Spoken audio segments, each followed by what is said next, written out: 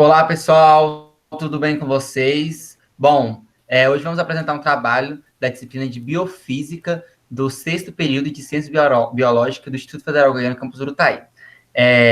Nosso professor separou o livro em alguns capítulos e nós ficamos com o capítulo 7, e sendo o grupo 2. Nesse capítulo, a gente vai falar sobre algumas leis de física, ele é focado em si na bioeletricidade e no transporte ativo de íons. Esse trabalho é constituído pelo Luiz Fernando, Leonardo Almeida e por mim, o Anderson Siqueira. Bom, a princípio eu vou falar um pouquinho sobre a introdução. Na introdução, nesse capítulo em si, ele fala sobre o corpo humano e sobre alguns outros tipos de animais, e ele ressalta que existe uma taxa metabólica basal de cerca de 20%, que é fundamental para manter o nosso funcionamento elétrico das células, né? Ou seja, as nossas células possuem sim algum tipo de eletricidade. Qual que seria essa importância, né, de manter esse funcionamento?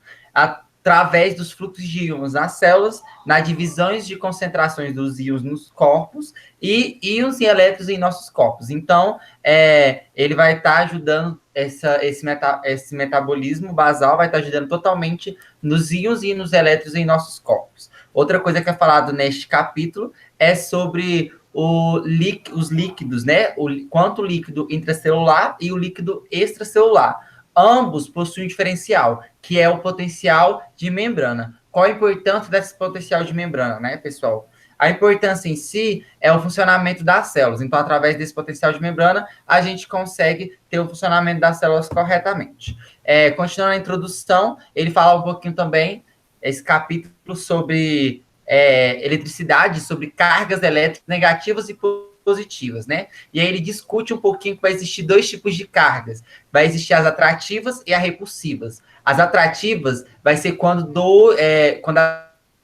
as partículas têm cargas elétricas com sinais opostos. As repulsivas, quando possui partículas que têm a mesma carga elétrica com o mesmo sinal. Vamos começar falando, então, sobre o campo elétrico, que foi uma lei do Coulomb.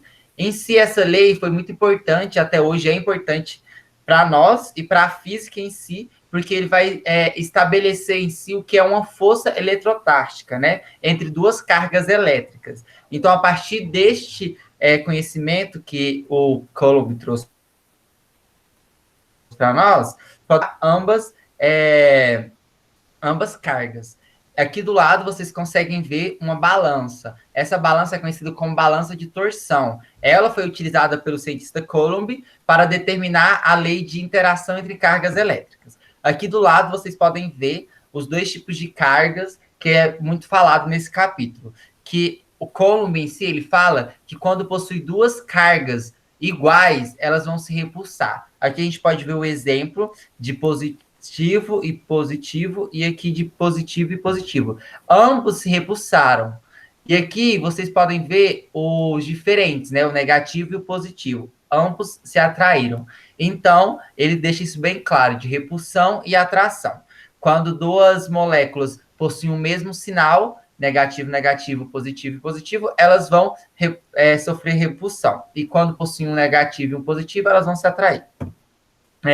A fórmula de Coulomb que ele trouxe para nós foi essa, que é o F, que é a força eletrotástica, o K0 é uma constante dialétrica do vácuo, né?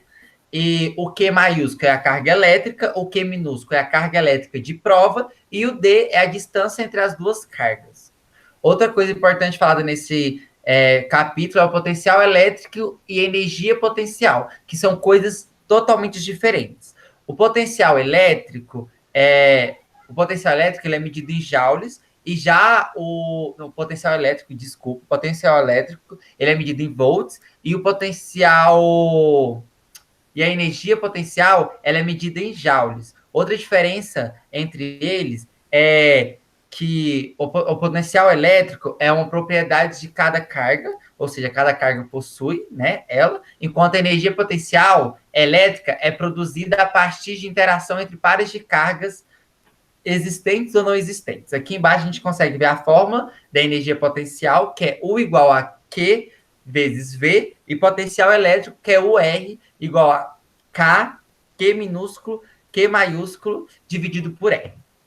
E, por fim, os capacitadores. Os capacitadores em si são dispositivos que acabam sendo, que são constituídos por duas superfícies condutoras e são separados por uma lâmina de isolante, uma fina lâmina de isolante. Um exemplo é você pegar uma bolacha recheada e ela vai ter o recheio e vai ter duas partes. Então, supõe-se que essas duas partes em si seria essa superfície condutora e o recheio seria essa lâmina fina de isolante. Outra coisa importante sobre os capacitadores é que eles podem armazenar cargas elétricas ou energias elétricas.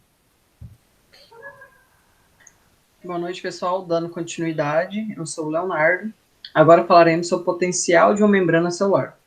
Então, gente, potencial de uma membrana celular é a diferença do potencial entre a superfície interna de uma membrana celular quando elas estão eletricamente carregadas. E esse potencial ele é importante para a manutenção do gradiente de concentração da célula, né? Tanto intra quanto extracelular. Pode passar. Mas o que são membranas, né? Membranas são compostas por uma bicamada lipídica, onde nessa bicamada lipídica a gente encontra também proteínas específicas que passam íons, tanto cargas negativas quanto positivas, e ela tem uma alta resistência elétrica, né?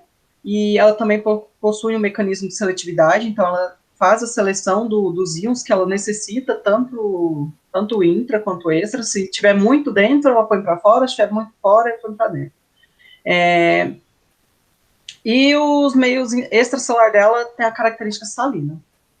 Pode passar. Agora falando um pouquinho sobre corrente elétrica e lei de Nernst-Planck, ele fala que todo movimento de partícula carregada ou portadora de carga elétrica constitui uma corrente elétrica, e que a corrente elétrica é importante na preparação de potenciais elétricos ao longo das fibras nervosas. Então, assim, aqueles sinais que a gente tem, por exemplo, como o Luiz vai falar mais para frente, uma queimadura, de um choque, essas conexões que chegam até o nosso cérebro, é tudo por meio dessas correntes elétricas, esses sinais que a gente recebe pelo nosso sistema nervoso. E essas correntes, fora do meio intracelular, elas também podem ser conhecidas no meio extracelular na forma de calor, como os aquecedores, na forma de luz e calor, como as lâmpadas, na forma de energia mecânica, como os motores elétricos, na forma de defesa, no caso dos peixes, né? E aqui embaixo, a gente tem uma representação de uma membrana celular equilibrada e uma que está sofrendo uma despolarização, onde do lado direito dela tem muito mais carga negativa do que positiva, e do lado esquerdo tem mais carga positiva, que é o inverso. E nesse caso, vai estar correndo a despolarização, ela vai estar saindo do seu ponto de repouso para o ponto de ação, potencial de ação. Pode passar. Diferença de potencial. Então, se dentro da célula tiver o mesmo número de carga, dentro e fora, ela vai estar no seu potencial de repouso, que seria o potencial igual a zero. E quando há o desequilíbrio, é o potencial de ação, né? E isso acontece nas nossas células, porque elas nunca vão ficar em repouso, nosso organismo nunca está da mesma forma, nossas células nunca vão ser do mesmo jeito. Então, isso vai acontecer sempre esse desbalanceamento. E esse desbalanceamento é o que gera os campos elétricos. Pode passar. E essa aqui é a forma de como que a gente calcula o potencial de equilíbrio do potássio. Aqui a gente tem que V é igual a 62 log na base 10 sobre a camada externa sobre a camada interna. E aqui tem a formulazinha para você calcular o potássio e o sódio. 6 horas da noite. O potencial de repouso da célula, ela em repouso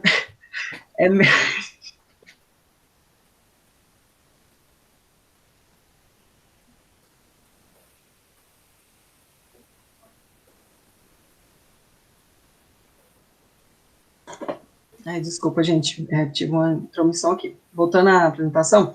Então, a célula em repouso, ela tem o potencial de menos 70 MV. E quando essa célula sofre um estímulo, seu potencial vai mudar. Vai acontecer a despolarização da membrana. Esse estímulo vai fazer com que abra os canais de sódio entra sódio... Peraí.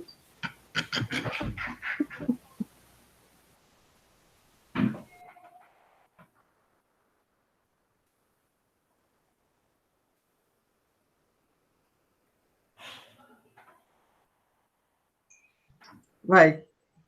E esse potencial vai fazer com que abra canais de sódio, no qual vai estar entrando sódio para dentro da célula, aumentando seu potencial de repouso. Então, ela vai estar sempre buscando o equilíbrio. Ao mesmo tempo que estiver faltando dentro, ela vai abrir canais para entrar potássio, e se tiver um excesso, ela vai abrir canais para que saia o potássio para fora. Pode passar. Então, aqui foi o que eu já falei. Ela vai sair do seu potencial positivo quando ocorre a despolarização, e os canais sólidos vão ficar inativos, os canais de potássio, que são com maior voltagem, vai vazar para fora, e o potencial da célula vai reduzir, e assim ele vai retornar para o seu potencial de repouso. Ela vai estar sempre buscando o equilíbrio, mas só que nunca estará em equilíbrio. Pode passar. Agora é com o Luiz. Certo, para a gente entender, então, o potencial de equilíbrio de Nernst, a gente precisa entender que a bicamada lipídica, ela tem permeabilidade seletiva.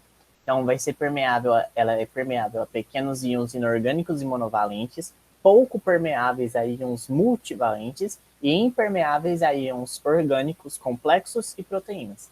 A gente precisa entender também que existem duas forças que vai ter impacto direto sobre a difusão, que é a força química igual à concentração e a elétrica, que é da atração ou repulsão, igual o Anderson falou.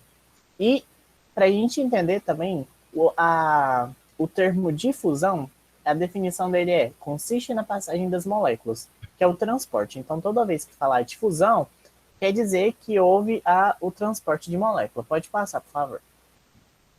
Nesse lado direito, a gente tem simbolizando uma célula, onde dentro da célula a gente tem o potássio em maior concentração e do lado de fora a gente tem o potássio em menor concentração. Do lado de fora da célula a gente tem carga positiva em maior quantidade e dentro da célula a gente tem carga negativa em maior quantidade. A seta verde significa a força química, a concentração, e a seta amarela significa a força elétrica. O que acontece? Mesmo o potássio... Volta lá, por favor, Anderson. Tudo que vai depender é dessa fórmula. Se essa fórmula der negativa, significa que a força elétrica ela está sendo maior do que a força química, que é a força de concentração. E se der positivo essa conta, significa que a força química está sendo maior do que sobre a força elétrica. E se ela der zero, significa que ela está neutra, que ela está estável. Pode passar. Então, no lado direito, do lado esquerdo, quer dizer, a gente tem simbolizando que o potássio, a conta possivelmente deu positivo, então significa que a força química está sendo maior. Então, significa que o potássio, mesmo do lado de fora, está tendo um campo maior positivo, o potássio vai passar, porque a força química está sendo maior. E do lado direito, a gente tem o exemplo de quando ela está estável. Ela não vai passar, ela vai continuar no mesmo nível ali, porque ela está estável. E a conta possivelmente vai dar, com certeza, né, vai dar nulo. Pode passar. Do lado esquerdo, a gente tem o exemplo que dentro da célula, que a gente já está no potencial de Donan, que ele explica quando tem um íon que ele é impermeável a essa membrana. Então, tem uma proteína que transpassa essa membrana, só que esse íon é impermeável. O que acontece? Para equilibrar, a gente tem, no caso do potássio, o potássio está equilibrado, e o Y a gente está levando em consideração que é esse íon impermeável aí, uma proteína, por exemplo. E o que acontece? Para balancear, o cloro deveria passar para o campo de lá e o Y para o campo externo. Só que aí, já que o Y ele é impermeável, a gente vem para o exemplo do lado direito. Para para compensar esse íon Y aí, que ele é impermeável, o potássio, que ele não deveria passar, ele vai passar para compensar essa concentração química. Então, vai ficar desse jeito. Dentro da célula vai ficar o potássio 0,133333, que é incógnita. Do campo de fora, o potássio vai ficar 0,0666. O cloro dentro 0,033. Do campo de fora vai ficar 0,0666 e o Y vai manter da mesma forma que estava, porque ele é impermeável, pode passar. E a gente tem o transporte ativo de íons, que é a bomba de sódio e potássio. O que acontece? A gente tem aí simbolizando a proteína, e o sódio ele vai entrar dentro da proteína. A gente tem o ATP, que é a molécula de energia dentro da célula. Ela vai ocorrer uma esfolarização desse ATP, vai se tornar ADP, adenina difosfato, liberando desse jeito uma molécula de fosfato. Certo? Depois que o sódio entrou dentro da proteína, o sódio vai se ligar à proteína, essa proteína vai se abrir para o campo externo da célula, para o meio externo, liberando o sódio para o lado externo e o potássio. E o potássio entra dentro da proteína, o fosfato desconecta aí da proteína, fazendo o seguinte, fazendo essa troca, que o sódio vai para fora e o potássio vem para dentro. Isso acontece quando a gente recebe, por exemplo, quando a gente leva um choque. A gente tem uma reação involuntária de contração dos nossos músculos. Acontece porque a força elétrica, ela força esse transporte aí, essa bomba de sódio e potássio. Da mesma forma acontece se a gente tiver uma queimadura, por exemplo. Para passar de neurônio para neurônio, até chegar no nosso cérebro e do nosso cérebro gerar uma resposta, isso significa que vai ter também a bomba de sódio e potássio passando de neurônio para neurônio, até o cérebro entender que aquilo foi uma queimadura, ele vai responder também tendo uma contração aí dos músculos. Essa é a bomba de sódio e potássio. Pessoal, então é isso. Muito obrigado. Qualquer dúvida, vocês podem deixar no comentário ou procurar qualquer um de nós. E agradecemos muito, né, meninos? E é isso. Tchau, tchau. Obrigado. Tchau.